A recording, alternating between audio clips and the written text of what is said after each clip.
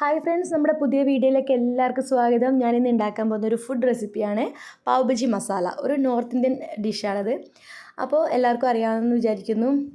അപ്പോൾ ഞാൻ അതിന് വേണ്ടിയിട്ട് ഒരു പാൻ അടുപ്പത്ത് വെച്ചിട്ട് അതിലേക്ക് നമ്മുടെ ബട്ടറും ഓയിലും കൂടി മിക്സ് ചെയ്ത് കൊടുത്തിട്ടുണ്ട് കേട്ടോ. അതിന് ശേഷമാണ് ഞാനിപ്പോൾ സവാള പച്ചമുളകും കൂടി ഇട്ടിട്ട് നന്നായിട്ട് വഴറ്റിക്കൊണ്ടിരിക്കുകയാണ്.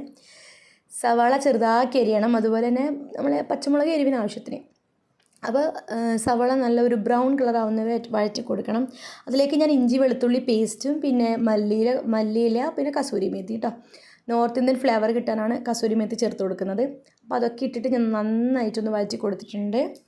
പിന്നെ അതിനുശേഷം നമ്മൾ അതിന് പൊട്ടറ്റോ വേണം. പൊട്ടറ്റോ നന്നായിട്ട് വേവിച്ചിട്ടൊന്ന് മാഷ് ചെയ്തെടുക്കണം കേട്ടോ. പൊട്ടറ്റോ നന്നായിട്ട് മാഷ് ചെയ്തെടുക്കണം. അപ്പോൾ അതും കൂടി ഇതിലേക്ക് ചേർത്ത് കൊടുക്കണം. പിന്നെ സവാള നല്ല ബ്രൗൺ കളറാവുന്ന വരെ ഒന്ന് വഴറ്റി കൊടുക്കണം. പൊട്ടറ്റോ ഞാൻ എടുത്ത് വെച്ചിട്ടുണ്ട്. അപ്പം നമ്മൾ ഈ സവാളയിലേക്ക് നമ്മളെ മസാലപ്പൊടികൾ ചേർത്ത് കൊടുക്കണം. മഞ്ഞൾപ്പൊടി, മുളക് പൊടി, മല്ലിപ്പൊടി ഇതൊക്കെ ചേർത്തിട്ട് നന്നായിട്ടൊന്ന് വഴറ്റിയെടുക്കുക. അതിനുശേഷം നമ്മൾ ചെറുതാക്കി അരിഞ്ഞ തക്കാളിയും കൂടി ഇട്ട് കൊടുത്തിട്ടുണ്ട്. നന്നായിട്ട് ഉടഞ്ഞ് കിട്ടണം. അതിന് വേണ്ടിയിട്ട് ഞാനിപ്പോൾ പൊട്ടറ്റോ മാഷ് ചെയ്തതല്ല ഇതും മാഷ് ചെയ്ത് എടുക്കുന്നുണ്ട്. നന്നായിട്ട് മാഷ് ചെയ്തെടുക്കണം. കടിക്കാൻ കിട്ടാൻ പാടില്ല, അങ്ങനെ ഒരു ഇതാക്കി എടുക്കണം. അപ്പോൾ ഞാനത് നന്നായിട്ടാക്കി എടുത്തിട്ടുണ്ട്. പിന്നെ അതിന് ശേഷമാണ് നമ്മൾ പൊട്ടറ്റോ ഇതിലേക്ക് ഇട്ട് കൊടുക്കണം. പൊട്ടറ്റോ മാഷ് ചെയ്തെടുത്ത് ഇതിലേക്ക് ഇട്ട് കൊടുക്കാം. ഇതിൽ ഞാൻ നന്നായിട്ട് ഉടച്ചെടുത്തിട്ടുണ്ട്. തക്കാളിയൊക്കെ നന്നായിട്ട് വെന്ത് കിട്ടിയിട്ടുണ്ട്. അതിലേക്ക് നമ്മൾ ഈ പൊട്ടറ്റോ കൂടി ഇട്ട് കൊടുത്തിട്ട് നന്നായിട്ട് വഴച്ചെടുക്കാം. പിന്നെ അതിലേക്ക് ഞാൻ പാവ് ബജി മസാല ചേർത്തിട്ടുണ്ട് കേട്ടോ. അത് നമുക്ക് ഇഷ്ടമുള്ള അളവിൽ ചേർത്ത് കൊടുക്കാം.